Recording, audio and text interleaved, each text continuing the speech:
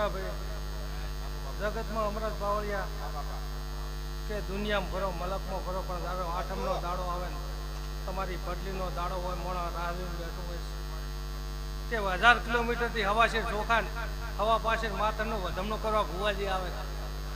અને એનો ભાવ હોય છે જગતમાં એક દાડો એ વધમણું કરે ને તેને પહોંચદાડા તમારું દેવ તમારી હોર રાખે બાપજી ગુરાભાઈ આવું મારા કાકુ રબાણના ગોગાનું બોલવું છે પાવળીઓ મહેમાનો અમરતભાઈ